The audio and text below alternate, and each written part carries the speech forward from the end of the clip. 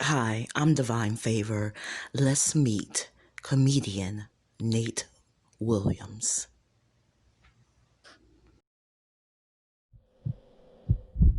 9 sold-out shows at the Looney Bin. 2 sold-out shows at the Mosaic Templars. Also sold-out shows at the University of Arkansas and the Rev Room.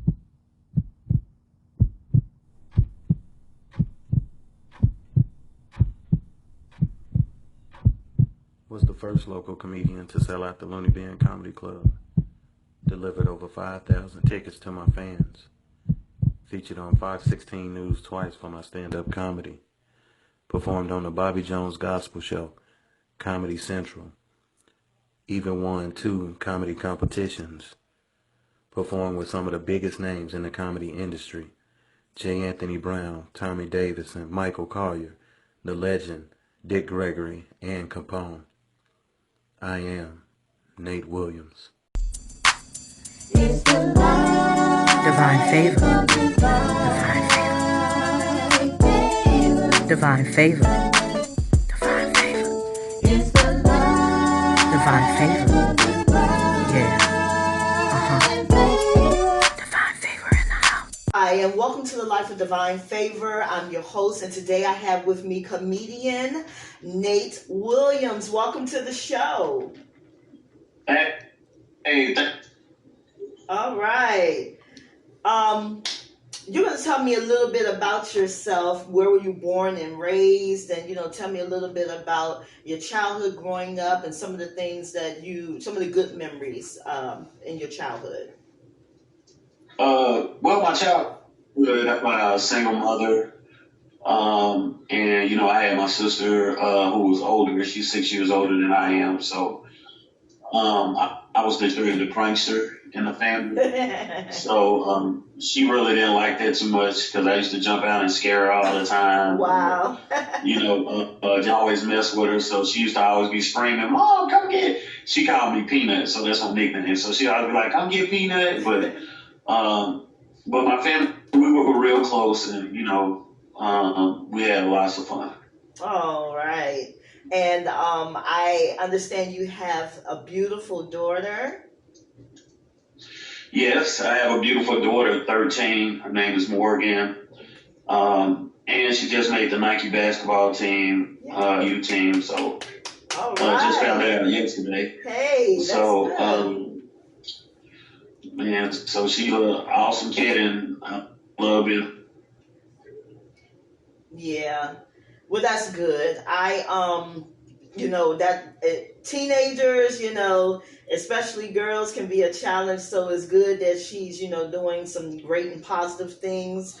And we're looking forward to hearing the good news and seeing it as she progressed. So she is a basketball player, or? She is a true point guard. Oh, wow. Okay. Okay, stuff. That's good. That's good. Did you play ball in school? No, I was always on the bench. I just wanted a uniform. That was it. I just wanted to wear the bench. Oh, That was it. I didn't no. care about playing. Really? Oh, so it was the Yeah, I didn't care about uniform? playing. Was the uniform a chick magnet? Did that get you the girls loving you because you was on the team? Yeah, they did. I mean, it didn't pull out of them because I wasn't playing. So when I used to come to the game, I always tell them I was hurt. So that's Oh. how. That's what got me up. Until they caught on. Then when they caught on, they was like, "You don't never play." Oh, wow. You know what? So you wanted to be a bench warmer, and that's it. You never wanted to get out there and Yeah. play, and nothing really. Oh, wow. Well, Nah. it is what it is. Hey, it is what it is. So, now that we heard a little bit about you and where you're from and all of those things, let's talk about your career as a comedian. When did you first know that you love comedy, or was you the class clown? I was definitely the class clown. I witnessed stand up for the first time by watching Def Jam when I was a kid. Yeah. So, I fell in love with it instantly, and I love the response that the comedian got. And I was like, man, I wanted to do that, but I always thought that the only way to be a comedian was to go to LA or Vegas. I was like, Arkansas, we're country. We don't have comedy clubs here. And Okay. so I never really wanted to pursue it. And then all of a sudden I found out we had a club. Well, let me go check it out. Okay. So, how many years you been doing this? And I know I've been watching you for about, I guess, about 5 or 6 years. So, how long have you actually been doing the comedy world? You've been in the comedy world. Well, I've been in stand-up for 10 years, consistent. The world is pretty different on the comedy side, but I love it because I do both. I'm a promoter as well as a comedian. Yes. So I get to see both sides of it. So that's what I love most about it. But I love it. Yeah, yeah.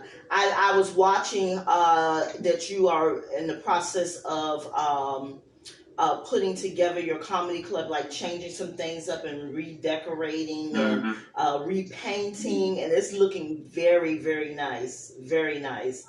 I've been watching it over the last, I guess, last week or so, and I see some of the greats. You have them on the windows, and everything just looks really, really nice. Congratulations on that.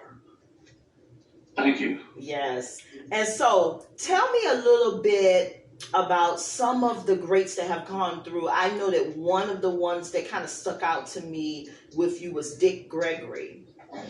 The late great Dick Gregory, and I'm sure he was an awesome person, a very inspirational person for you to meet. So tell me about that experience, and then we can talk about some of the others.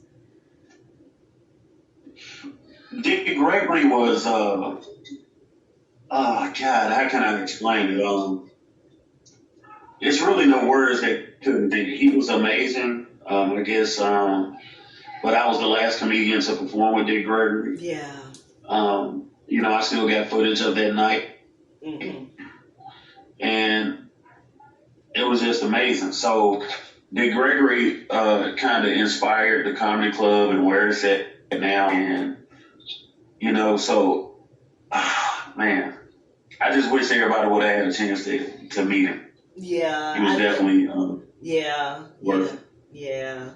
I watched you when he passed away, and I could see how much it really touched your life and how much that you appreciated it. And I know that had to be like one of the most awesome things to happen to you thus far in your career, was to meet the late great Dick Gregory. I followed him quite often. I didn't really pay much attention to him when I was growing up. I'm a little older than you are, but I do remember how inspirational and how much of an activist he was, and how much he was a speak the truth type of guy.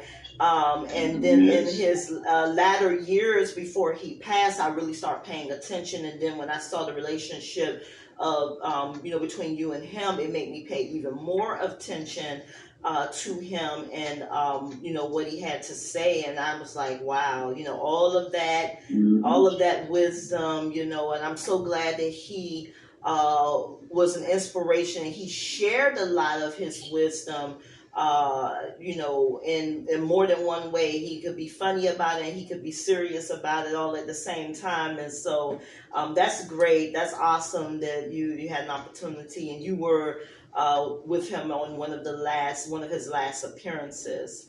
So that is awesome.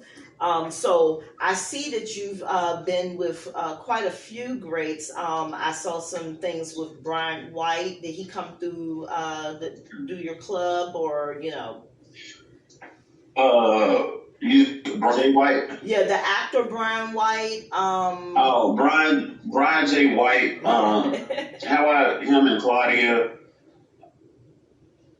Is that a guy saw me on Instagram, and he was like, man, I really like what you're doing, and I want to invite you out to this red carpet experience. And I was like, well, I've never been a part of anything. And he was like, man, we're going to interview you on the red carpet.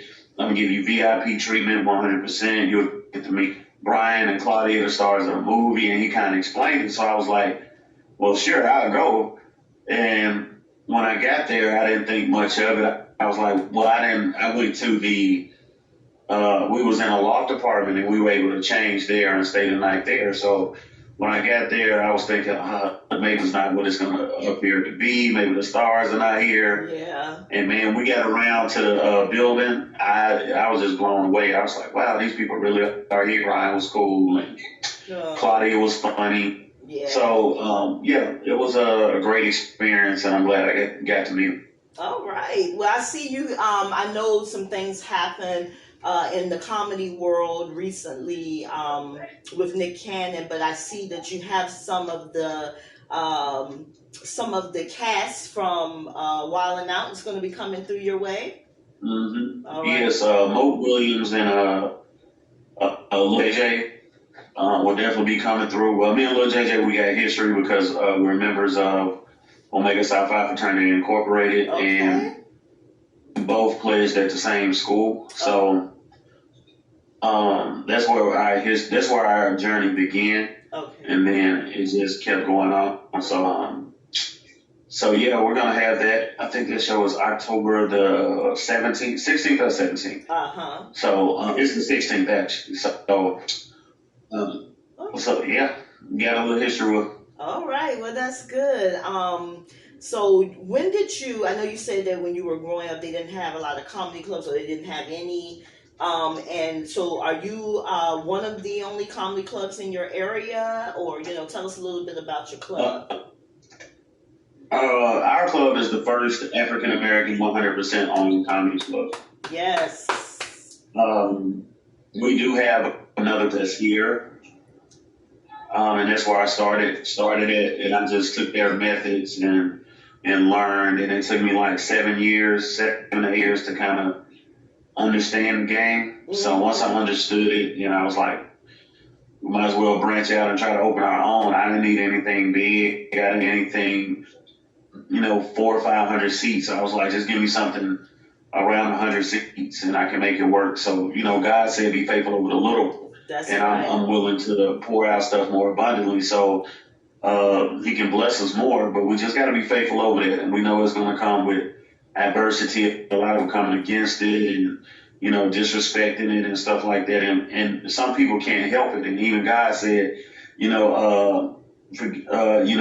they were crucifying them and different things, and God was like, forgive them. They know not what they do. So some people know not what they do. They don't know any better. So they just, it's what's different and what's growing. Yeah. And then eventually they'll get a hang of it. Like, I shouldn't have been doing that, or I shouldn't have said that. But it's all out of love. I mean, I pray for them and keep moving. That's right. That's the only thing you can do, at this point. And you're correct about that. Some people don't know what they do, and some people do things just to be spiteful, or they say little things out of jealousy, and you just got to keep moving. And I noticed that about you. No matter what is going on in your life, you just keep it moving. And I think that is a great inspiration to a lot of people, whether you know it or not. See, when we look for the likes and we look for the shares, but not realizing that just because they're not liking it doesn't mean they're not watching. But trust and believe, watching, almost deaf. And I kind of go through the same thing. And, you can get a little discouraged sometime in your journey, and you're like, well, dang, it seemed like nobody's paying attention. But trust me, they're watching. Trust me, they are watching. And they are watching.